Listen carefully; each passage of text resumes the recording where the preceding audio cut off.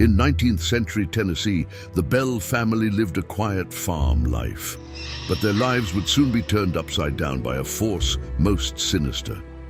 Unexplained noises, vicious attacks, whispers in the dark. What began as strange occurrences soon spiraled into a nightmare of unimaginable horror and even death. But new evidence has shed some light on what is known as America's greatest ghost story. Welcome to the mysteries of mythology, the Bell Witch haunting. In 1817, the Bell family lived peacefully on their 320-acre farm in Red River, Tennessee, an area now known as Adams. John Bell and his wife Lucy had raised a large family here, including their children Jesse, Drury, John Jr., Esther, Zadok, Betsy, Richard, and Joel. Sadly, one child, Benjamin, had passed away as a baby. By this time, most of the older children had moved out, leaving John and Lucy to continue tending the farm with the younger ones still at home. For 13 years, life on the farm had been quiet and uneventful, but that was about to change. One afternoon, John Bell was walking through his fields, rifle in hand, when something strange caught his eye. Sitting in a row of corn was a large animal. It looked like a dog, except for one disturbing detail. Its head was that of a rabbit. Shocked and confused, John raised his rifle and fired several shots. The creature bolted and disappeared into the distance, leaving John uneasy, but convinced his eyes must have played tricks on him. He returned to his house, trying to shake the odd encounter from his mind. But little did he know, this was only the beginning of the strange events that would soon overtake the Bell family's lives.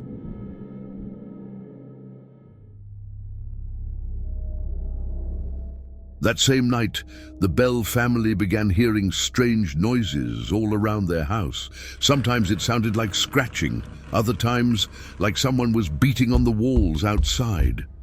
The sounds continued through the night, and a few times John Bell and his older sons ran outside, hoping to catch the source. But every time they ran out, they found no one there. Over the next few nights, the noises grew louder and more frequent. The pounding on the walls became so intense that the children couldn't sleep. And then, one evening, the sounds moved inside. The younger Bell children woke up in the night, terrified. They told their parents it sounded like rats gnawing at their bedposts. But when John and Lucy checked, there were no rats to be found. As if invisible rodents weren't enough to unsettle the family, things took a darker turn. An unseen force began yanking the covers off the children's beds and tossing their pillows across the room. Whatever was haunting the house, it seemed to be getting stronger. Before long, a voice could be heard throughout the house. At first, it was soft and unintelligible, faint whispers drifting through the walls. But with each passing day, the voice grew louder and clearer. It began to sing hymns, recite scripture, and even hold conversations. Eventually, the voice started calling the family members by name, and it became horrifyingly clear this entity had singled out one of them for death. One day, the spirit made its intentions known. It hated John Bell and wanted him dead. When asked why, it gave only one cryptic reason. "Mr. Bell is a bad man," the entity declared. Frightened and unsure of what to do, John Bell found himself at a loss. He weighed his options, but he was still hesitant to ask for help from authorities, religious or otherwise. After all, John was an elder of the Red River Baptist Church and living in the heart of the Bible Belt. Telling the church and the town that something evil was in his home trying to kill him was risky in a time when people were still being persecuted for witchcraft only a century before. Instead, John turned to his best friend, James Johnson. Naturally, Johnson was skeptical, but he agreed to spend a night at the Bell House with his wife to see for himself. As night fell, the same terrifying activity that had tormented the Bell family resumed. Johnson had his bed covers pulled off and even felt a slap across his face. He called out to the spirit, asking what it wanted. There was no response, but the disturbances stopped. The next morning, Johnson told John that whatever was haunting his house was an evil spirit, the kind the Bible talks about. He urged John to tell a local preacher and share what was happening with the community. John reluctantly agreed, and soon word of the haunting spread throughout the area. Unfortunately, the more attention this evil force received, the stronger it seemed to grow. Neighbors and passers-by started visiting the Bell home, each trying to uncover the spirit's identity or banish it. The entity responded to each interaction differently. At one point, the spirit explained, "I am a spirit. I once was very happy, but I have been disturbed and made unhappy. I am the spirit of a person who was buried in the woods nearby, and the grave was disturbed. My bones disinterred and scattered, and one of my teeth was lost under this house. I am here looking for that tooth." Some of the locals investigated and confirmed the presence of Native American burial mounds on the Bell property. On another occasion, the spirit said it was a spirit from everywhere: heaven, hell, the earth. I am in the air, the houses, any place at any time. I have been created millions of years. But the explanation that stuck with the townspeople the most, and the one that gave the spirit its name, was its claim that it was Kate Batts.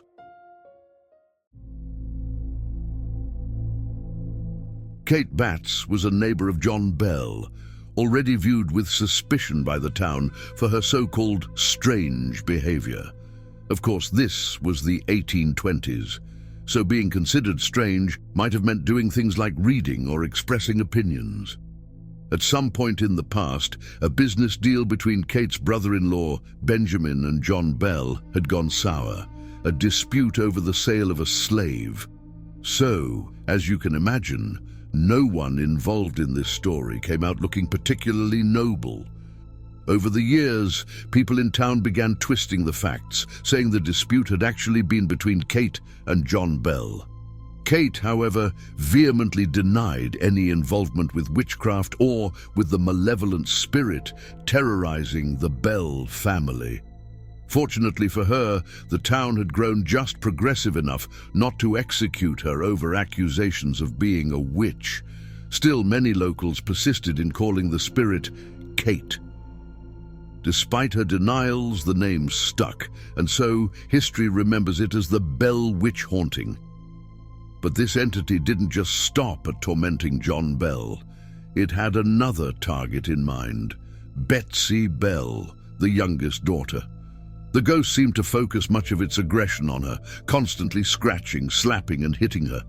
Oddly, the witch had a specific issue with Betsy's love life. She did not want Betsy to marry her childhood sweetheart and fiancé, Joshua Gardner. Threatening a family member's life was one thing, but preventing a marriage, that was an entirely strange and obsessive fixation.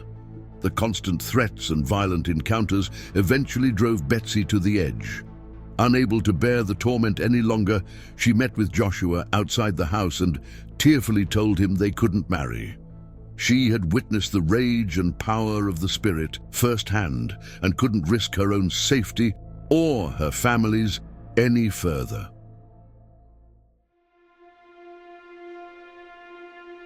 In all the chaos, the future U.S. President, then General Andrew Jackson, became so intrigued by the tales of the haunting that he decided to see it for himself. 3 of the Bell sons had served under him, and Jackson had heard about the strange occurrences at their home. So in 1819, Andrew Jackson marched down to the Bell House with a group of military men, horses, and a large wagon. The first strange event happened before they even reached the house. The wagon suddenly stopped moving. It wasn't broken and it wasn't stuck, yet no matter how hard Jackson and his men tried to push it forward, it refused to budge. Then, out of nowhere, a disembodied female voice spoke, "All right, General, let the wagon move on. I will see you tonight."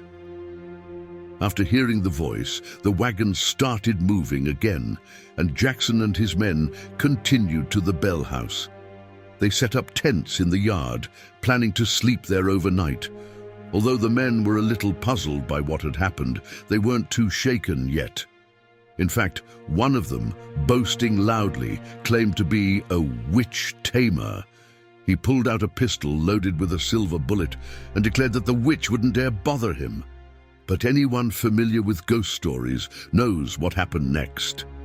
The so-called witch tamer began screaming as his body jerked violently in all directions until an invisible force literally kicked him out of the camp.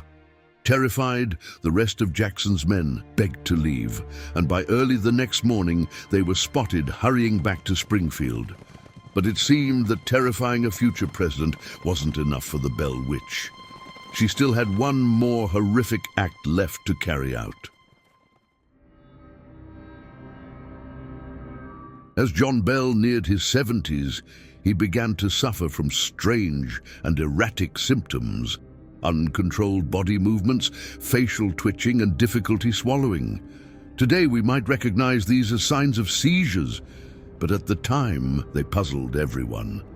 It's possible that John had been quietly deteriorating, with his family unaware of just how fast he was fading. Yet all the while, the unseen voice continued to torment him, relentlessly vowing to take his life. On December 20th, 1820, the witch finally made good on her threat. John Bell took his last breath, and his family awoke to find him dead in his bed. Given John's age and his recent health issues, many believed his death was due to natural causes. But there was one strange detail that cast doubt on this theory. After his death, the family found a small vial of dark liquid hidden in a cupboard. No one in the family knew how it had gotten there, nor could they identify what it was. In a grim test, they gave some of the liquid to a cat, which died shortly after. The liquid was poison. John Bell's funeral was one of the largest ever held in Robertson County. People from all over came to pay their respects, some who had known him personally, others drawn by the haunting tale that seemed to have ended in his death.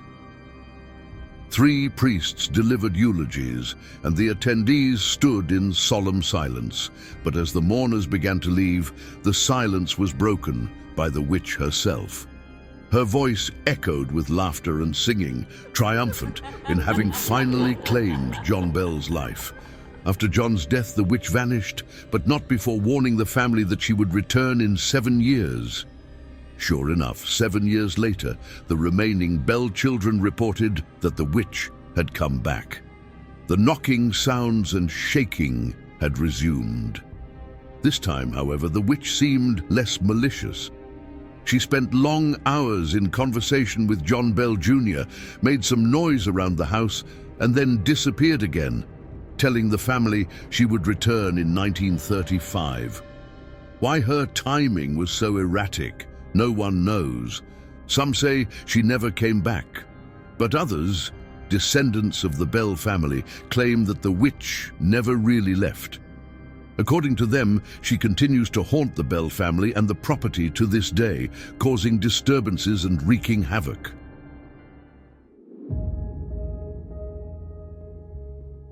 Tourists have flocked to Adams, Tennessee, for years to visit the Bell Witch Cave, made famous by the haunting's eerie legend. While the cave wasn't a central location in the original story, it's the only part of the Bell property that still looks much like it did in the early 1800s. The Bell House, long since torn down, left the cave as a focal point for visitors seeking a glimpse of the past. Many who visit report strange and supernatural occurrences in the cave's dark, undisturbed depths.